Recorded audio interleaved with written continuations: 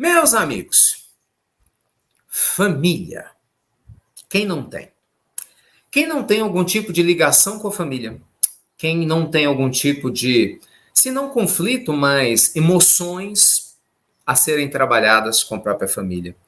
A família, gente, ela é o grande berço, né, que Deus escolheu para que a nossa evolução no planeta se estabelecesse. A prova disso é que quis o Senhor da vida que para mergulhar num corpo de carne, nós precisássemos, no mínimo, de um pai e uma mãe. Então, a base obrigatória da chegada de todos nós aqui à Terra é, no mínimo, estarmos vinculados a duas pessoas. Se esse vínculo é saudável, se não é, se ele tá bom, se não tá, se o pai e a mãe vai te amar, se você vai amá-lo, é outra história. Mas existe um vínculo. Então o sinal está dado.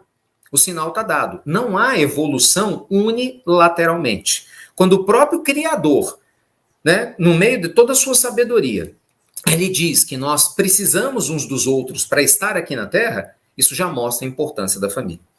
A família, ela é a base de toda a sociedade, de todas as culturas, né?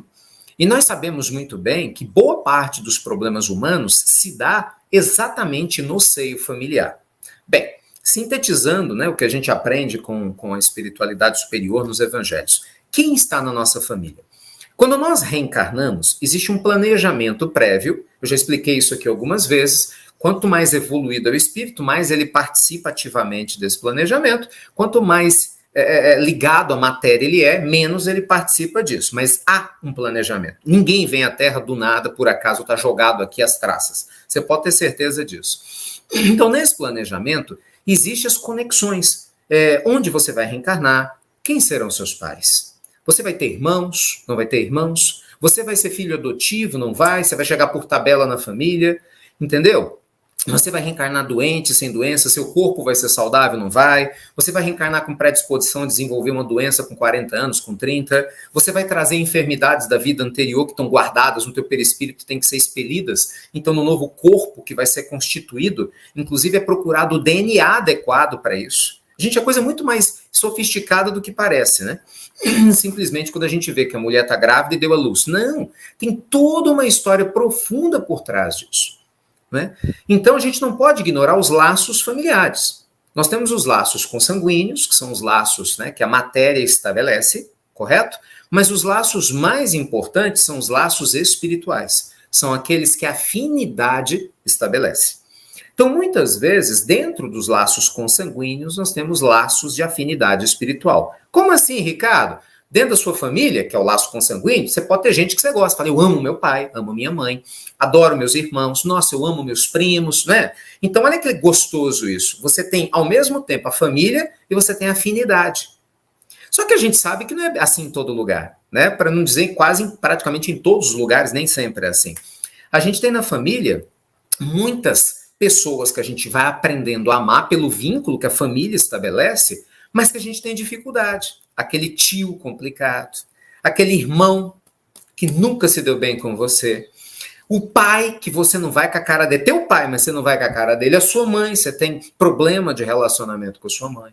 Entendeu? Então, de repente, dentro do seio familiar, nós vamos encontrando muitas animosidades do passado, que reencarnam como parentes, para que no nível da convivência da família e no amor que a família suscita, a gente aprenda a se amar, quando muitas vezes lá no passado a gente se agrediu. Marido e mulher são a mesma coisa. Num planeta como o nosso, de provas e expiações, são raríssimas ainda. Está se tornando mais comum, mas ainda é raro, a união por afinidade. Então, assim, você tem a certeza absoluta disso. De cada 10 casamentos, você vai ter um por afinidade, se não for menos, um por afinidade pura, tipo, dois espíritos, nenhum deve nada para ninguém, eles estão se casando porque se amam mesmo, ou aprenderam a adorar a companhia um do outro, vai ser um relacionamento magnífico, são espiritualizados, são pessoas do bem, são pessoas, são diferenciados. Você vê, é o tipo do casal que destoa em qualquer lugar que aparece, qualquer lugar do planeta que aparece. Destoa no relacionamento, na confiança, na entrega, no relacionamento, tudo, em absolutamente tudo. Então, isso é raro no planeta, né? São os relacionamentos por pura afinidade. Bem, fora isso, você tem os relacionamentos provacionais, que são aqueles muito comuns na matéria, em que você sim gosta do teu marido, você gosta da tua esposa, você estabelece, mas você vê que é prova. Paulado o tempo todo. Se amam, veja, pelo amor de Deus, paulada é metáfora, pelo amor de Deus. É conflito. As pessoas se amam. Mas você vê que não é aquela coisa assim fluida, entendeu? Serena. Não. Então constrói, casa, não casa, né? Você tem aquele processo assim que é bastante delicado, às vezes briga, discute. E aí é a maior parte na Terra, casamentos provacionais. E você tem uma outra parte também significativa dos casamentos que são ligados a provas muito duras, a expiações. Esses são complicados, né? Porque não raro você tem uma prova com um problema ainda maior, né? Às vezes uma dificuldade enorme que você passa. Imagina, uma pessoa que reencarna no interior de uma tribo qualquer, sabe? Em que, pela circunstância, você está preso a um marido altamente hostil, preconceituoso e agressivo.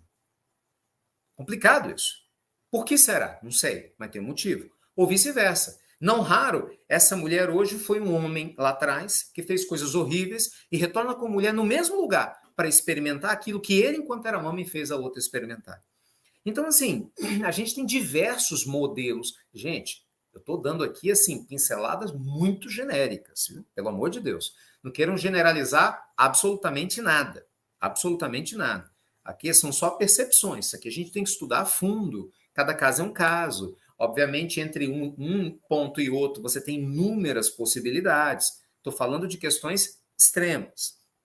Então, nós não temos, de maneira geral, na Terra, lares constituídos puramente por afinidades. Tá? Não ainda. Qual é a tendência? É que isso cada vez mude, porque como a gente está caminhando do mundo de provas e expiações para o mundo regenerador, qual que é a tendência?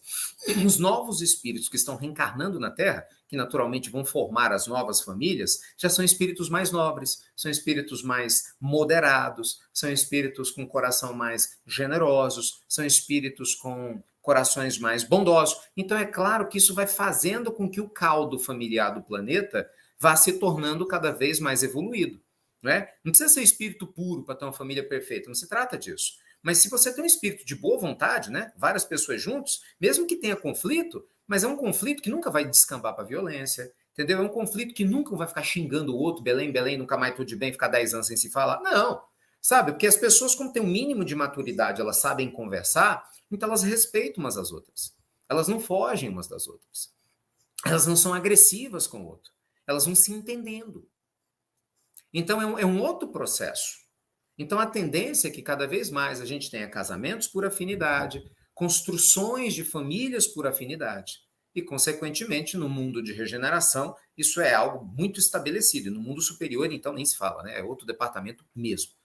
Então, por que eu estou dando essa introdução grande aqui? Para te dizer o seguinte: a família é a nossa escola, é a nossa universidade. E é aí que você tem os seus melhores professores. Não tem dúvida.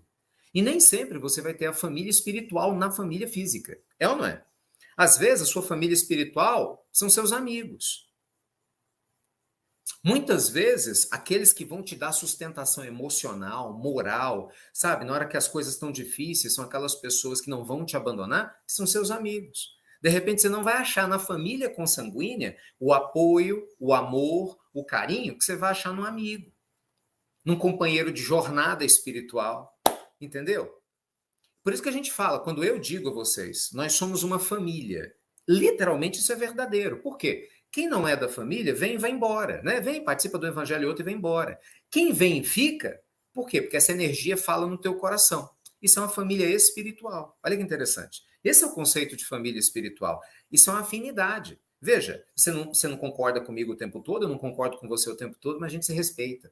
A gente se ama, a gente quer o bem um do outro. Eu quero o bem da sua família, você quer o bem da minha. Né? Eu quero que você tenha sucesso na tua existência, você torce por mim, eu rezo por você, você reza por mim. É essa a lógica. E a gente vai aprendendo junto, né? A gente vai aprendendo junto, dando o direito do outro compartilhar. E isso faz uma diferença. Então, a família espiritual, ela te dá a sustentação vibracional. Então, entenda que nem sempre você vai achar isso na sua família física. E o problema está aí. Tem gente que não aceita isso de jeito nenhum. Tem gente que bate na tecla, entendeu? Eu sou frustrado, porque na minha família eu não tenho apoio, porque meu pai me abandonou, minha mãe. Eu sei. Eu não estou dizendo que isso é fácil, não. Eu não estou dizendo que isso é simples, não. Mas uma coisa você tem a certeza absoluta. Se você reencarnou nessa família, que te foi hostil, você atraiu ela por um motivo muito nobre. Porque se você não concorda com isso, você vai ter que me provar para toda a humanidade que Deus é injusto. E aí eu quero ver você conseguir. Aí eu quero ver você conseguir. Porque se você fala, não, isso é besteira, isso é frescura, isso é lorota, beleza, então me prova que Deus é injusto. É, porque se tudo é besteira, lorota, e Deus permite que você reencarne num lar desestruturado, ou em que você não se sinta bem, do nada, de graça, enquanto o outro reencarna num lar harmonioso, sereno, tranquilo, as pessoas se amando, então Deus tem preferência, o que seria um absurdo. Então Deus não nos amaria em igualdade de condições, o que seria outro absurdo, concorda? Então, amigo, aceita que dói menos. Hashtag papo reto. Cadê a chave? Cadê a chave? Abre a cabeça! Abre o coração, ô criatura! Aceita que dói menos e a gente aprende mais.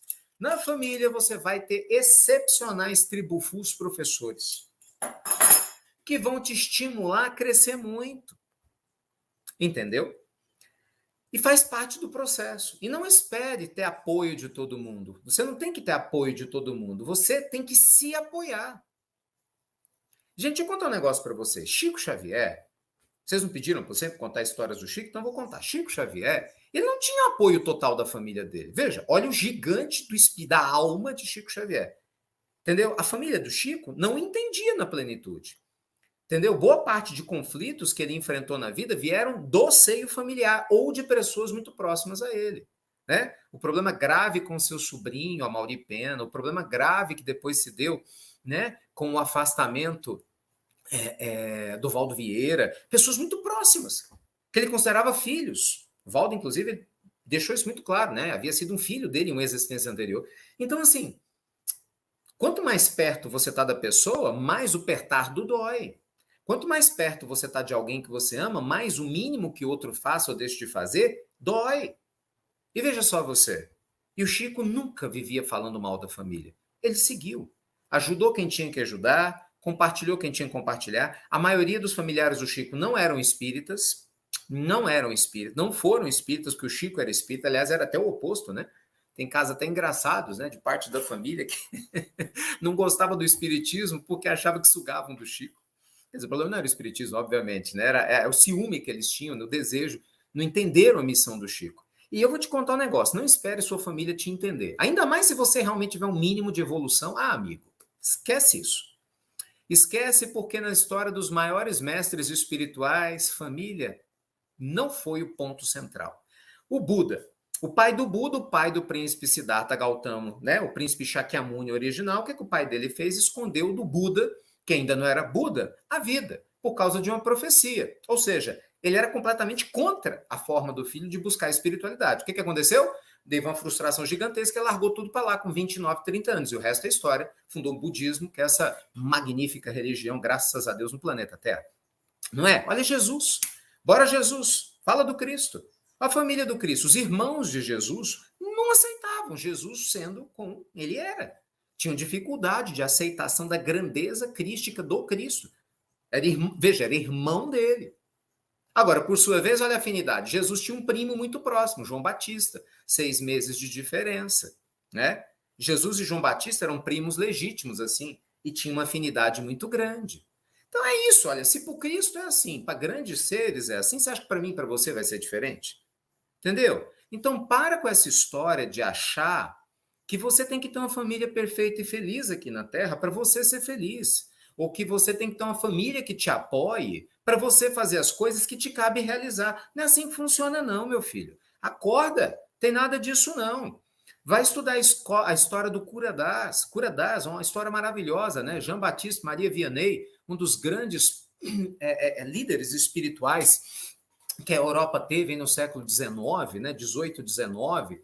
Tem uma mensagem linda do Cura Das, né? No capítulo 8 do Evangelho segundo o Espiritismo, um médium fabuloso, ele se tornou pároco de todos os párocos do planeta, é São Cura Das, né? Você vê, o Cura Das veio de uma família complicadíssima. A mãe dele era referência, mas ele tinha vários irmãos que não viam nada demais nele.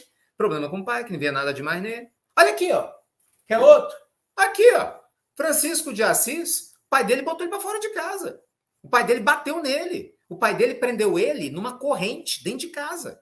Olha que loucura, século XIII, entendeu? Quer outro exemplo? Ele, quando foi embora, ficou pelado, tirou toda a roupa do corpo.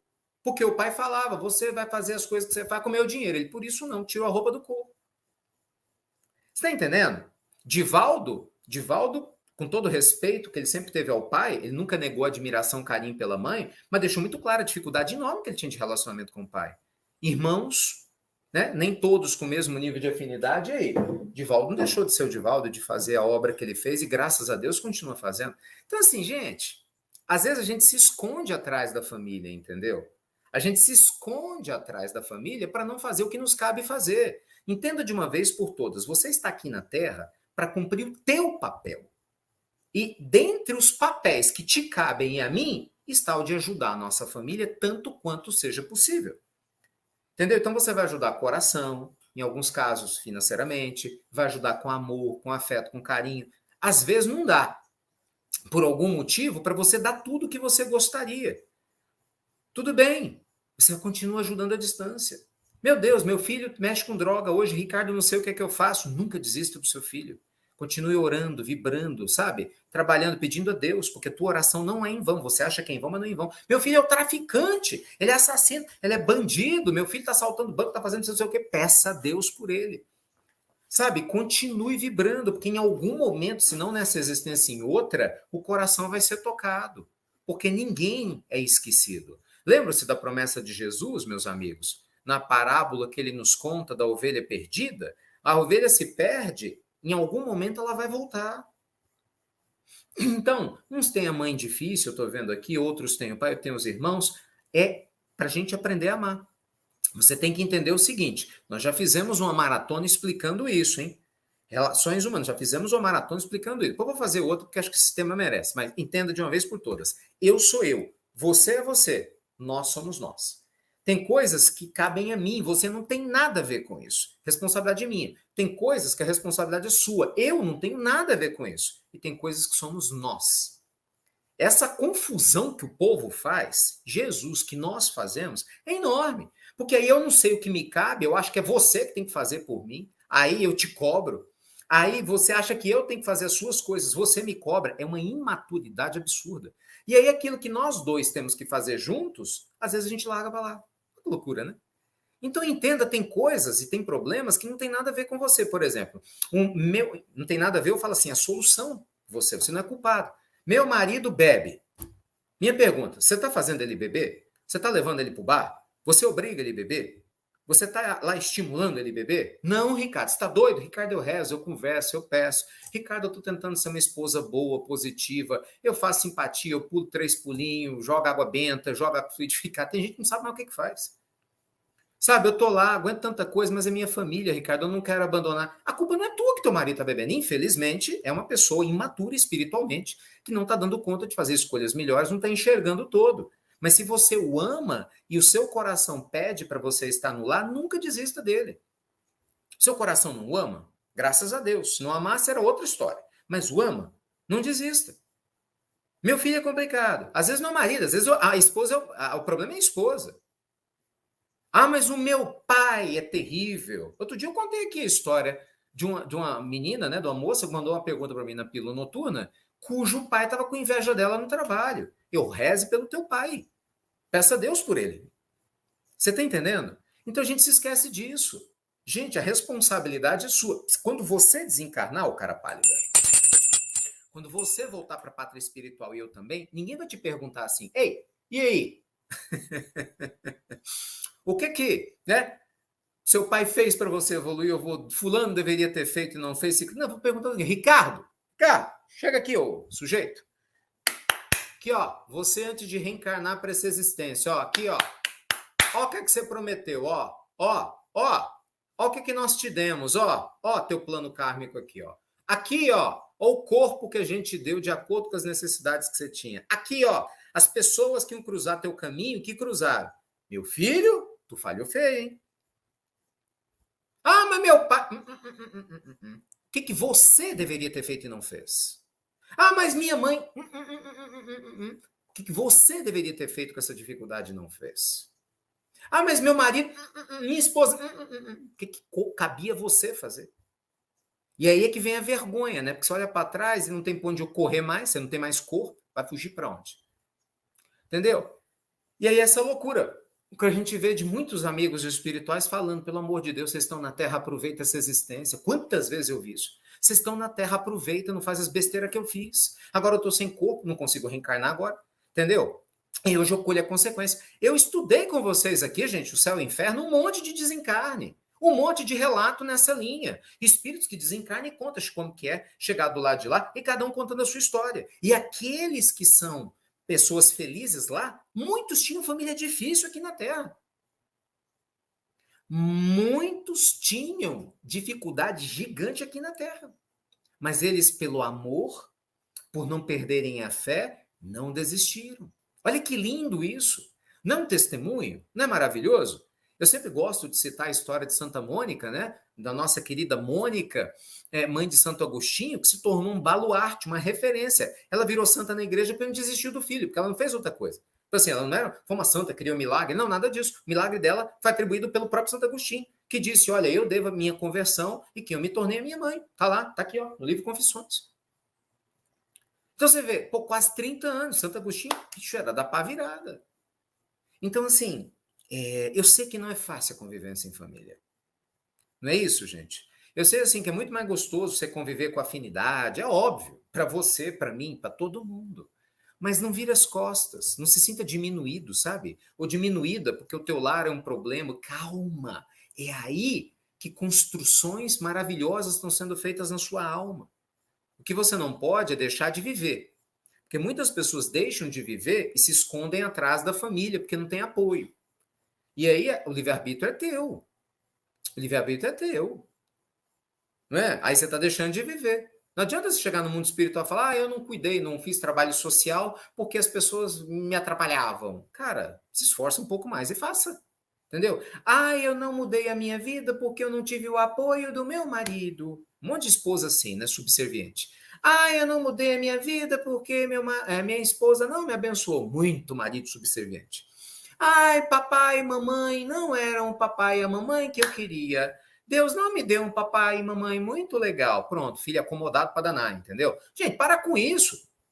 Eu queria tanto ter filhos maravilhosos e felizes, mas eu não tive. Ótimo, não teve ainda? Vá ser um excelente pai, uma excelente mãe de um filho tribufu, amando, educando, orientando, para na próxima existência você reencarnar com mérito e aí você atrai, por afinidade, almas nobres, que vão ser teus filhos.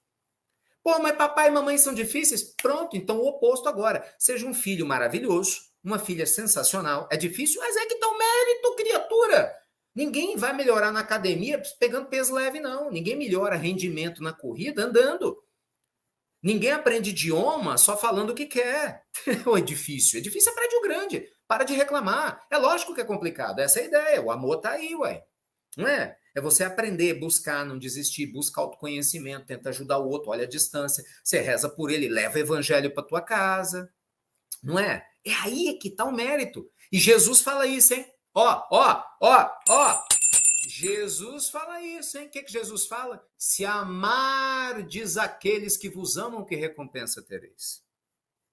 Se amardes aqueles que vos amam, só apenas que recompensa tereis? O Cristo chapuletou nós, folgados espirituais, que só queremos família perfeita. Ele mesmo falou, amigo, você tem que aprender a amar quem não está te amando tanto assim, uai. Não é? Então a gente começa a treinar com a família mesmo, para dar conta de fazer isso no mundo lá fora, com aquele chefe difícil, colega de trabalho complicado, não é? Com aquela pessoa intolerante às ideias que você tem, que quer brigar com você o tempo todo porque não concorda com você. A gente treina em casa, normalmente, o que a gente vai fazer na vida. Então, olha com carinho para a tua família. Entendeu? Isso é muito importante. E perdoe, gente, de verdade. Aqueles que não deram conta de dar além do que você gostaria. Porque eu sei que é óbvio, muitos de nós estão numa situação complicada. Claro que muitos de nós queriam mais do pai ou da mãe, né? Muitos de nós gostaríamos de ter recebido muito mais do tio, da tia, da avó, ou de ter tido um pai e uma mãe, às vezes a gente não teve, né? De repente, você teve problemas de todas as ordens. Ninguém está diminuindo isso, não. Pelo amor de Deus, jamais. Não é isso, não. Mas isso não te define, criatura. Não desdeveloreis. As dificuldades não definem você, mas Deus refina você, né?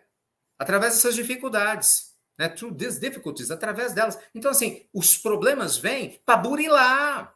É o que Emmanuel chama de buril, de cisel. São os instrumentos, né, que se utiliza para você moldar o barro, para você aperfeiçoar o diamante bruto. Então, a família é bênção, sim. Ela tem afinidade ou não tenha? É bênção, sim. E por isso o perdão é uma bênção. Gente, se a gente não aprender a trabalhar o perdão, a liberar, eu adoro essa expressão, liberar o perdão, né? Oferecer o perdão do nosso coração. Se a gente quiser ter razão o tempo todo, a toda hora, a todo instante, é claro que nós vamos ter dificuldade. Então, assim, entenda, Deus não esqueceu de você porque você nasceu onde nasceu, ok? Não é porque você não tem o marido dos sonhos, a esposa dos sonhos, que você um dia não vai ter. Não sei se nessa existência. Sendo muito honesto, lógico, não dá para saber. Sabe, não é porque você não tem o pai nos sonhos ou não teve a mãe dos seus sonhos, não quer dizer que um dia você não vai ter. Mas uma coisa eu aprendi: se eu quero a esposa dos sonhos, eu preciso primeiro ser o marido dos sonhos. Será que eu sou? Se você quer o marido dos sonhos, você tem que ser a esposa dos sonhos. Será que você já é?